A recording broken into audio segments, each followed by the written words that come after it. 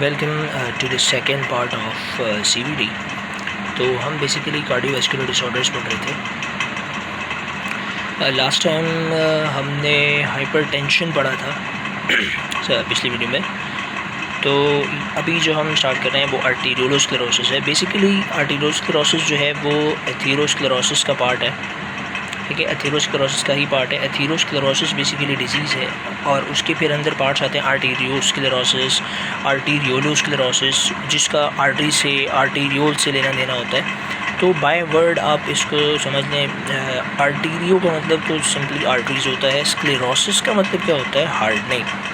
Sclerosis का मतलब ये होता है कि जो एक लचक होती है, एक जो फ्लेक्सिबिलिटी होती है, इलास्टिसिटी जो होती है, वो एक वेसल की ख़त्म हो जाए या बहुत ज़्यादा कम हो जाए तो और वो हार्ड स्ट्रक्चर बन जाए वो पार्ट, तो उसे स्क्लेरोसिस कहा जाता है।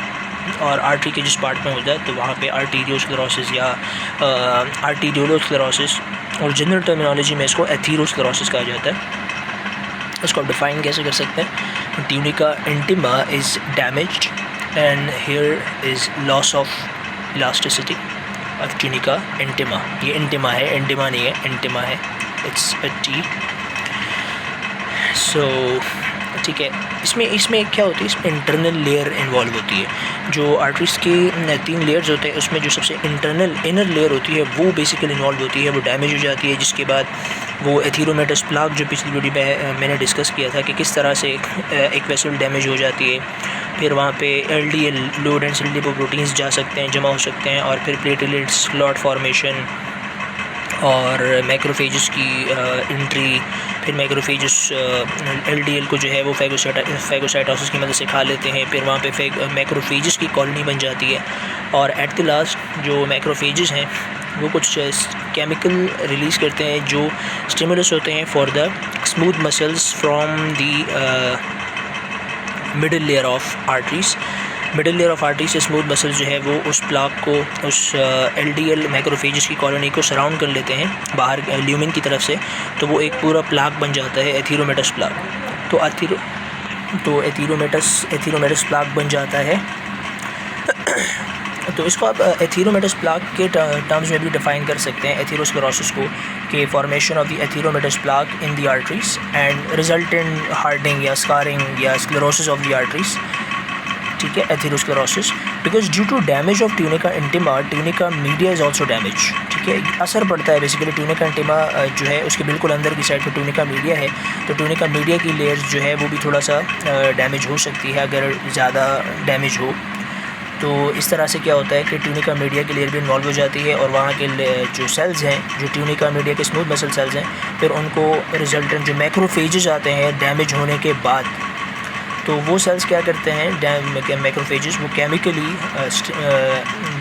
कुछ केमिकल्स रिलीज़ करते हैं जिसकी वजह से स्मूथ मसल सेल्स जो हैं वो एक्टिवेट हो जाते हैं और प्लाक को ल्यूमेन की तरफ से सराउंड कर लेते हैं। इस तरह देखें, ये ल्यूमेन है, इस ल्यूमेन की तरफ से कुछ स्मूथ मसल सेल्स इस स्मूथ मसल सेल से अंदर की तरफ आएंगे, और इस प्लाक को यहाँ पे मैक्रोफेजेस वगैरह जमा हो चुके हैं तो इसको बाहर की तरफ से इसे बंद कर देंगे, और यहाँ पे प्रोजेक्शन टाइप बन जाएगा, अंदर की तरफ से एक प्लाक बन जाएगा, और इसे एथेरोमेटस प्लाक कहा जाता है, जिसकी वजह से ये आर्टरी यहाँ पे क्या हो जाती है, हार्ड हो जाती है, और इसे एथेरोस्क्लेरोसिस कहते हैं। सो रिस्क फैक्टर्स इसके लिए क्या क्या हैं, कौन कौन सी वजूहत हैं जिसकी बिना पर आपको ये मसला ज़्यादा हो सकता है? सबसे पहले हाइपरटेंशन है। हाइपरटेंशन, अब बहुत ज़्यादा प्रेशर पड़ेगा तो वेसल्स जो है वो अंदर से डैमेज हो सकती हैं। स्मोकिंग के अंदर टार होता है, कार्बन मोनोऑक्साइड होता है, और रिएक्टिव ऑक्सीजन स्पीशीज़ जिन्हें ROS कहा जाता है, रिएक्टिव ऑक्सीजन स्पीशीज़, ये भी बहुत ज़्यादा ख़तरनाक हैं। इसकी वजह से ये मसले हो सकते हैं। इन्हें फ्री रेडिकल्स भी कहा जाता है। ओबेसिटी एक बड़ी वजह है। ओबेसिटी के अंदर क्योंकि बहुत ज़्यादा कोलेस्ट्रॉल बॉडी के अंदर मौजूद होता है, तो इसी वजह से LDL का अमाउंट भी ज़्यादा होता है, और LDL एथेरोस्क्लेरोसिस के लिए रिस्क फैक्टर है। मेल जेंडर हम पिछली बात कर चुके हैं पहले, हाइपरटेंशन के लिए भी इसी तरह है, और सेम हाइपरटेंशन एथेरोस्क्लेरोसिस की वजह से तो मेल जेंडर भी एथेरोस्क्लेरोसिस करवा सकते हैं। मेल जेंडर में एथेरोस्क्लेरोसिस के मसाइल ज़्यादा नज़र आते हैं, स्ट्रेस में भी और एग्रेशन, गुस्से, ये तमाम जो चीज़ें हैं ये एथेरोस्क्लेरोसिस के लिए एक रिस्क फैक्टर बन सकती हैं। ब्लड फ्लो जो है वो एथेरोस्क्लेरोसिस की वजह से डिक्रीज़ हो जाता है, ऑब्वियसली बात है डिक्रीज़ हो जाता है, क्योंकि ल्यूमेन जो है अब वो उसका डायमीटर छोटा हो गया है, तो छोटे डायमीटर में ज़ाहिर सी बात है इतना ब्लड नहीं जा सकेगा जो पहले जा रहा था। अब बेसिकली यहाँ पे एक टर्मिनोलॉजी है कोरोनरी आर्टरी थ्रोम्बोसिस या अच्छा, सबसे पहले तो आप कोरोनरी आर्टरीज़ को ज़रा एक बार पढ़ लें थोड़ा सा कि कोरोनरी आर्टरी होती क्या है। कोरोनरी आर्टरी वो आर्टरी है जो कि इटसेल्फ हार्ट को ब्लड सप्लाई करती है, ठीक है। अगर आप हार्ट को देखें तो हार्ट के ऊपर 2 एट्रिया होते हैं, नीचे 2 वेंट्रिकल्स होते हैं। 2 एट्रिया और 2 वेंट्रिकल्स के बीच में यहाँ पे इस तरह से एक इस तरफ और एक इस तरफ हॉरिजॉन्टली ब्लड वेसल्स घूमती हैं हार्ट के दोनों तरफ। इन्हें कोरोनरी आर्टरीज़ कहा जाता है और ये कोरोनरी आर्टरीज़ और कहीं नहीं जाती बल्कि हार्ट को ब्लड सप्लाई करती हैं। ये तो खैर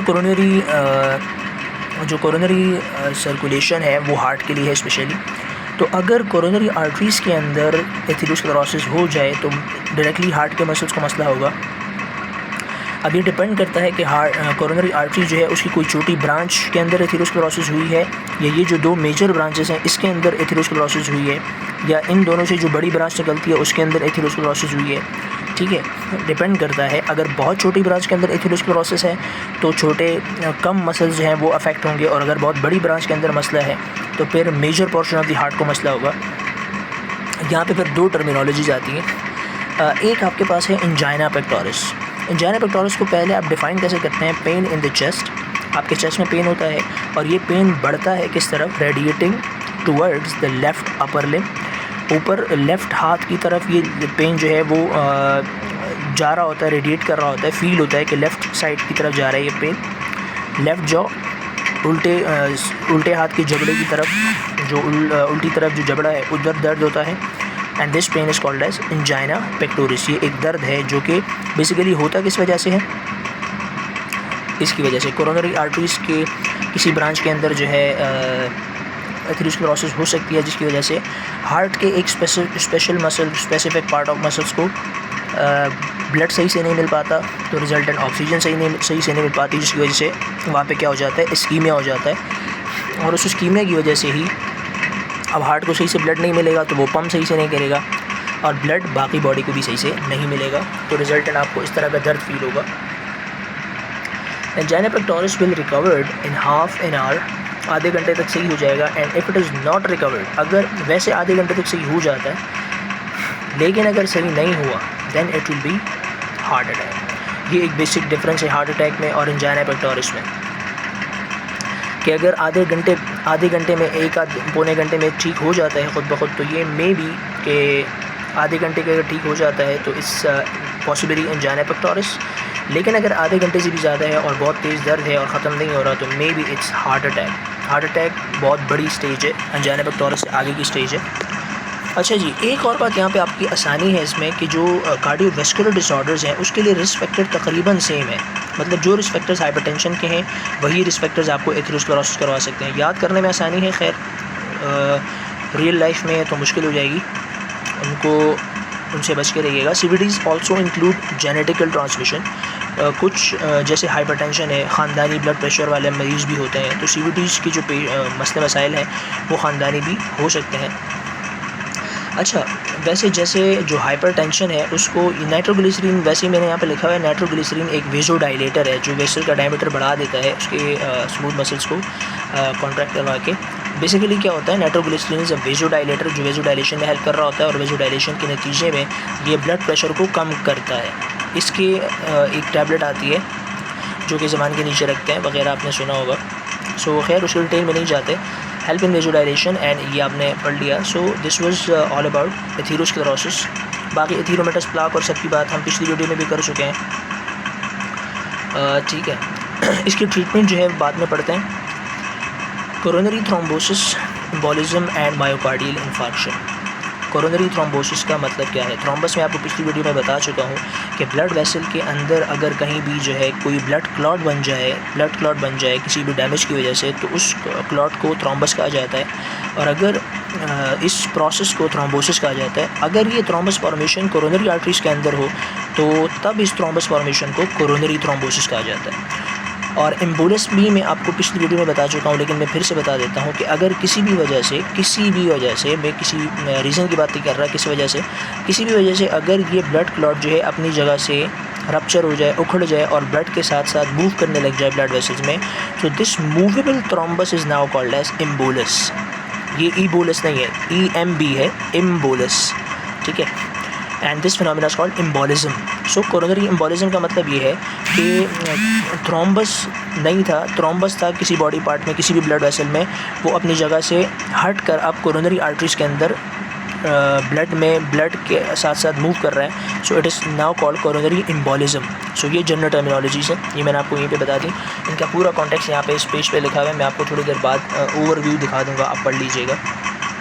चलते हैं हम बेसिक मायोकार्डियल इन्फार्क्शन की तरफ। मायोकार्डियम का मतलब होता है मसल्स ऑफ द हार्ट, मतलब हार्ट के मसल्स का इन्फार्क्शन। इन्फार्क्शन क्या होता है? बेसिकली इन्फार्क्शन टिश्यू की डेथ होती है because of the least available blood की ट्रांसपोर्ट जब बहुत देर तक रुक जाए तो टिश्यू जो है वो रिजल्टेंटली मरने लग जाते हैं डेफिशिएंसी ऑफ ऑक्सीजन की वजह से, क्योंकि ब्लड ट्रांसपोर्ट सही नहीं है। तो इस तरह की जो टिश्यू डेथ होती है उसे इन्फार्क्शन कहा जाता है, हार्ट अटैक। ये होता कैसे है? फॉर एग्जांपल प्लाक जो है वो रप्चर हो गया, platelets will adhere to the vessel. देखिए, जिस मतलब सिंपली हम एथेरोस्क्लेरोसिस की बात यहाँ पे कर रहे हैं। तो कोरोनरी एथेरोस्क्लेरोसिस हो गई, कोरोनरी किसी मेजर कोरोनरी आर्टरी में एथेरोस्क्लेरोसिस है और किसी major portion of the heart को ब्लड नहीं मिल रहा, तो जब ब्लड नहीं मिलेगा, काफ़ी टाइम तक ब्लड नहीं मिलेगा, loss of blood supply to myocardium, death of myocardium resultant ही होगा। सो आपको जो इसको टर्मिनोलॉजी क्या कहेंगे, मायोकार्डियल इन्फार्क्शन या सिंपली MI। इस MI को नॉर्मल कैजुअल टर्मिनोलॉजीज़ में हार्ट अटैक भी कहा जाता है। अब यहाँ पे थोड़ी सी डिटेल आप जिस पढ़ लीजिएगा, हम पढ़ चुके हैं ऑलरेडी पीछे, लेकिन यहाँ पे जो लिखा हुआ है वो भी आप देख लें। 2 main coronary arteries, therefore heart attack sometimes not too dangerous. ये भी मैंने आपको अभी बताया था कि कोरोनरी आर्टरी कौन सी कोरोनरी आर्टरी किस तरह से डिपेंड करता है, कौन सी कोरोनरी आर्टरी जो है वो डैमेज है, अफेक्टेड है, तो उससे ब्लड सप्लाई अफेक्ट होती है और उससे portion of the heart affect होता है कि बड़ा पोर्शन ख़राब हो रहा है या छोटा पोर्शन ख़राब हो रहा है, ठीक है। तो ये आप एक बार पढ़ लीजिएगा। ये देखें, वैसे अगर छोटी ब्रांच ख़राब हो तो स्लाइड और माइल्ड अटैक आता है, लेकिन 90% ऑफ कोरोनरी आर्टरी अगर ब्लॉक हो जाए तो मेजर हार्ट अटैक आ सकता है और डेथ भी हो सकती है उसकी वजह से। थ्रोम्बस पढ़ चुके हैं अभी थोड़ी देर पहले, फॉर्म्ड इन एओर्टा और any other artery which wide diameter in a clot is formed और a plug is formed then after formation of thrombus then due to high pressure. यहाँ पे बेसिकली एम्बोलिस की बात की जा रही है। एम्बोलिस किस तरह से बनता है? थ्रोम्बस तो आपने जनरली पढ़ लिया ना कि ब्लड डैमेज की वजह से वेसल अंदर से डैमेज हो गई तो क्लॉट बन गया। अब वो कह रहे हैं कि अगर क्लॉट जो है वो मूव करने लग गया, ब्लड प्रेशर की वजह से अपनी जगह से हिल गया या किसी भी वजह से हिल गया, तो अब वो मूव करने लगेगा और this movable clot is now called as embolus and this phenomena is called as embolism. So the embolus during flow can stuck into. अच्छा, एम्बोलिस जो है वो क्लॉट से ज़्यादा ख़तरनाक इसलिए होता है कि एम्बोलिस क्योंकि ब्लड के अंदर मूव कर रहा है, तो ये किसी भी बॉडी के किसी भी स्पेशल ब्लड वेसल को बंद कर सकता है, जिसकी वजह से जिस ऑर्गन को वो ब्लड वेसल जा रही है उस ऑर्गन को भी बहुत बड़ा मसला होगा। So this is what is harsh about embolism. Embolism इसलिए थोड़ा ज़्यादा ख़तरनाक है।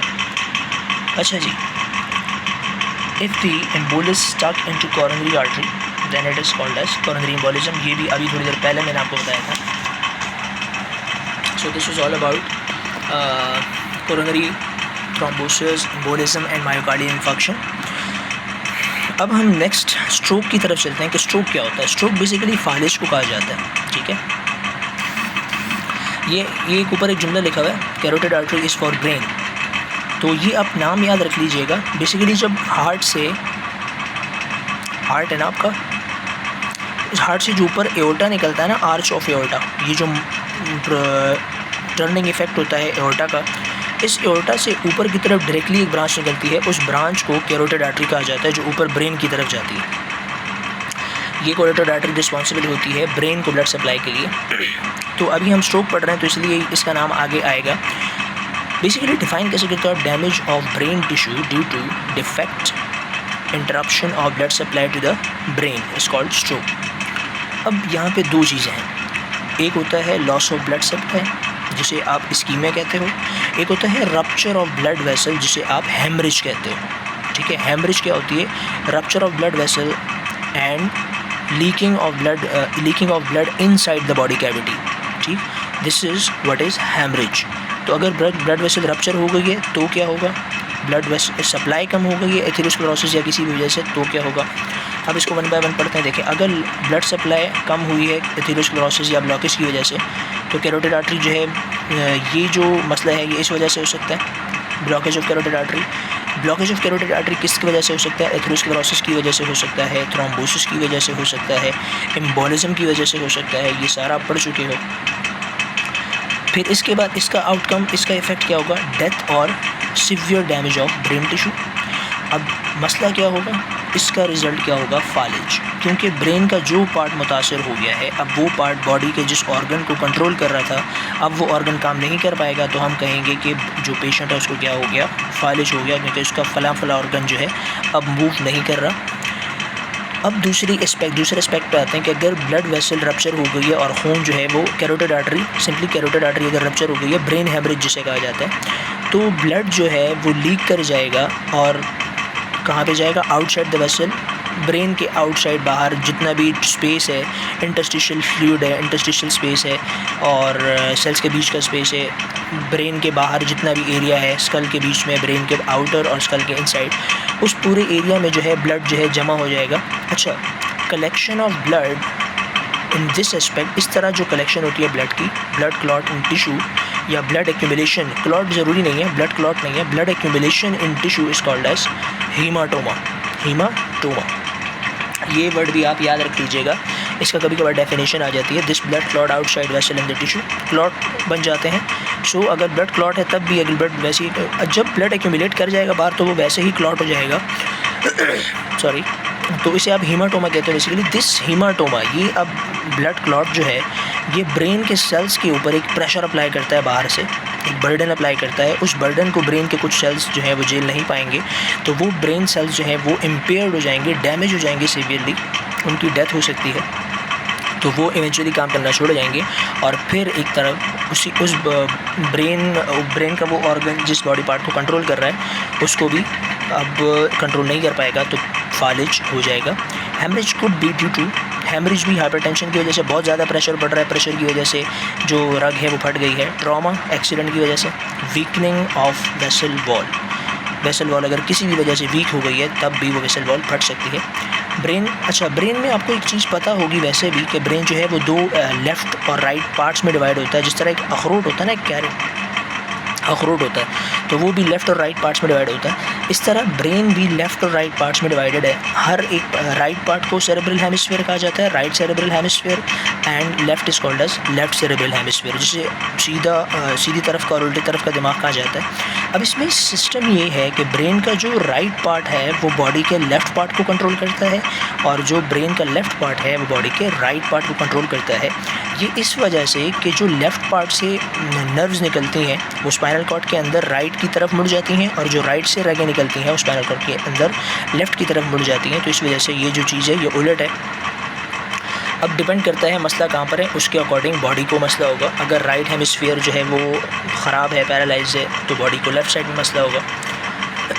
ये मैंने यही बात दोबारा लिख दी है। Symptoms of stroke depend on cerebral hemispheres, means अभी जो मैंने बात बताई कि अगर राइट सेरेब्रल हेमिस्फीयर है तो बॉडी को लेफ़्ट साइड पैरालाइज होगा, और अगर लेफ़्ट सेरेब्रल हेमिस्फीयर पैरालाइज है तो मसला कहाँ पे होगा? Right side of the body. अच्छा, अगर स्ट्रोक जो है, फालिज जो है वो सिर्फ लेफ़्ट या सिर्फ right, means half of the body के अंदर हुआ है, आधी बॉडी पैरालाइज है, तो इस तरह के फालिज को कहा जाता है हेमीप्लीजिया। प्लीजिया मीन पैरालिसिस, फालिज, हेमी मीन्स हाफ। और अच्छा, एक और टर्मिनोलॉजी है क्वाड्रीप्लेजिया। क्वाड्री का मतलब होता है 4। तो अगर चारों के चारों लिम्स यानी कि दोनों हाथ और दोनों पैर फालिज ज़्यादा हैं तो इस तरह के फालिज को फिर क्वाड्रीप्लेजिया भी कहा जाता है। अभी हम एट द लास्ट पढ़ते हैं कुछ ट्रीटमेंट्स के बारे में पढ़ते हैं कि कार्डियोवैस्कुलर डिसऑर्डर्स को आप ट्रीट कैसे कर सकते हो या प्रिवेंट कैसे कर सकते हो।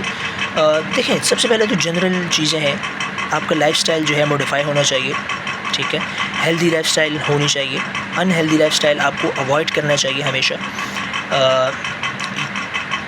अगर आपको हाइपरटेंशन है, बीपी का मसला है ज़रा सा भी है, तो आप रेगुलर बेसिस पे बिल्कुल एहतियात के साथ डॉक्टर के मशवरे के मुताबिक, जिससे अपनी सेल्फ मेडिकेशन भी ना हो, ख़ुद से बखुद से जो आपके मूड के हिसाब से है, आपको थोड़ी सी भी नॉलेज है तो आपने जो है ना बिना डॉक्टर से पूछे कुछ भी ले लिया। एंटी हाइपरटेंशन के ड्रग्स आपने लेनी है अकॉर्डिंगली एहतियात के साथ। अच्छा जी, और जो जनरल टर्मिनोलॉजीज़ हैं, जनरल फ़ीचर्स हैं, जनरल प्रिवेंटिव मेजर्स हैं, उसमें आपने सबसे पहले देखें स्मोकिंग नहीं कर सकते। स्मोकिंग वैसे ही बहुत बुरी चीज़ है, तो स्मोकिंग आपने अगर पहले तो करनी नहीं है, बिल्कुल भी नहीं करनी। अगर आप करते हैं, इन केस कोई करता है, तो उसको छोड़ देनी चाहिए। सॉल्ट, नमक वगैरह, सोडियम वगैरह का इस्तेमाल बहुत महदूद हद तक करना चाहिए। फ़िज़िकल एक्टिविटीज़ में अच्छे से पार्ट लेना चाहिए। फ़ास्ट फूड से बचना चाहिए, क्योंकि उसमें चर्बी, कोलेस्ट्रॉल वगैरह जो है, ख़मीर वगैरह बहुत ज़्यादा डलता है, तो इसकी वजह से क्या होता है, आपको ओबेसिटी का ख़तरा रहता है और लो डेंसिटी लिपोप्रोटीन्स बहुत ज़्यादा हो जाती हैं। और आपको स्ट्रेस फ्री लाइफ गुजारनी चाहिए, ज़्यादा स्ट्रेस नहीं लेना चाहिए, क्योंकि इससे भी CVDs पे बहुत असर पड़ता है। अब हम कुछ स्पेशल ट्रीटमेंट्स पढ़ते हैं अलग अलग, जैसे एथेरोस्क्लेरोसिस है। एथेरोस्क्लेरोसिस का मतलब क्या होता है कि इस तरह आर्टरी जो है वो ब्लॉक हो जाती है। तो हमारे पास एक स्टंट होता है। स्टंट बेसिकली एक इंस्ट्रूमेंट है, मेडिकल इंस्ट्रूमेंट है, जो जहाँ पे जिस ब्लड वेसल में एथेरोस्क्लेरोसिस है उसके अंदर इंजेक्ट करते हैं, और इस तरह एक सॉलिड पार्ट होता है उसका। तो ये स्टंट क्या है, बेसिकली ये भी एक ब्लड वेसल, एक ट्यूब की तरह ही है, जिसको इस तरह इंजेक्ट करते हैं, और ये जो इसका जो ऊपर वाला पार्ट है, ये इस जो एथेरोमेटस प्लाक है, इसको नीचे की तरफ, क्योंकि ये सॉलिड लाइक मटेरियल है, हार्ड है, तो ये इसको नीचे की तरफ दबा देता है, और ये जो एथेरोमेटस प्लाक है, ये बजाय इस तरह नीचे की तरफ होता है फिर, और ये रग जो है वो काफ़ी हद तक खुल जाती है। तो इस स्टंट से आप एथेरोमेटस प्लाक को थोड़ा सा नीचे की तरफ दबा के अपनी जो रग है, ब्लड वेसल है, उसको किसी हद तक खोल सकते हैं दोबारा से एंजियोग्राफी, एंजियोथेरेपी, एंजियोप्लास्टी, ये सारी ट्रीटमेंट्स हैं, उनमें ये भी आता है। एंजियोग्राफी का मतलब तो नया ग्राफ लगा दी है, जो जहाँ पे एथेरोमेटस प्लाक है उस पार्ट को काट के यहाँ पे हेल्दी ब्लड वेसल लगा दी। एंजियोथेरेपी का मतलब है उसकी कीमोथेरेपी कर ली, या एंजियोथेरेपी जो है स्ट्रिचेस लगा दिए, यहाँ पे इसको हटा दिया। तो ये ट्रीटमेंट्स है बेसिकली एथेरोस्क्लेरोसिस की। अब हम क्या पढ़ते हैं, बेसिकली ये तो एक अलग नॉलेज है, और अगर आपने पढ़नी है तो पढ़ सकते हैं। ब्लड क्या करता है, ब्लड के अंदर आपके पास दो तरह का प्रेशर होता है। एक होता है हाइड्रोस्टेटिक प्रेशर, जो वाटर लगाती है, एक होता है पल्मोनोकॉटिक प्रेशर, जो कि प्रोटीन्स लगाती है। खैर ये अभी टॉपिक नहीं है आपका, तो इसको आप फ़िलहाल रहने दें। ये लिम्फेटिक का टॉपिक है, लिम्फेटिक्स का टॉपिक है, लिम्फेटिक्स में ही पढ़ लेंगे। If angioplasty is not for then bypass surgery is done. Bypass surgery समझते हैं आप कि जैसे क्या होता है कि किसी एक ब्लड वेसल जो हेल्दी है उससे एक पीस काट के अनहेल्दी ब्लड वेसल्स को के रिप्लेस कर दिया, so called as bypass surgery. ये भी एथेरोस्क्लेरोसिस की पॉसिबल ट्रीटमेंट है, जो कि बाद में आती है जब एंजियोग्राफी वगैरह, एंजियोप्लास्टी वगैरह काम ना करें तब।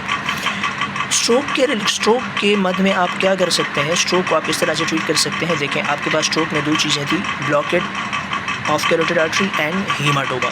तो अगर ब्लॉकेज की कंडीशन है तो इसमें आप क्या कर सकते हैं, आप एथेरोमा को सिंपली वही दोबारा एंजियोप्लास्टी, एंजियोग्राफी, इस तरह की चीज़ों की मदद से एथेरोमा को आप रिमूव कर सकते हैं, या तो इसको आप सर्जरी कर दें, या तो ये टेक्निक्स अपना लें। और अगर हीमाटोमा है, ब्लड की एक्यूमुलेशन है, ब्लड की क्लॉटिंग है टिश्यू के अंदर, टिश्यू के बीच इंटरस्टिशियल स्पेस के अंदर, तो अब डिपेंड ये करता है कि जो हीमाटोमा है वो ब्रेन के बहुत अंदर की तरफ है, डीप है, या ऊपर की तरफ है, बाहर है। तो अगर हीमाटोमा बाहर की तरफ नज़दीक है तो आप सिंपल जो है एक सर्जरी की मदद से उसको रिमूव कर दें, if it is not deep only then. और अगर हीमाटोमा बहुत ही अंदर है, अगर आप सर्जरी की तरफ जाते हैं तो बहुत बड़ा नुकसान हो सकता है, क्योंकि वो बहुत अंदर है। तो अब आप मेडिसिन पे गुजारा करते हो, ऐसे मेडिसिन देते हो जिसकी मदद से वो क्लॉट क्या हो जाए, वो टूट जाए और ख़ुद ब खुद निकल जाए वहाँ से। सो ये पॉसिबल ट्रीटमेंट्स हैं CVDs की। सो यहाँ तक आपकी CVDs का जो टॉपिक है वो ख़त्म होता है। होप सो आपको इंशाल्लाह ताला समझ आ जाएगा, लेकिन फिर भी नहीं समझ आए तो you can definitely ask me. Thank you so much.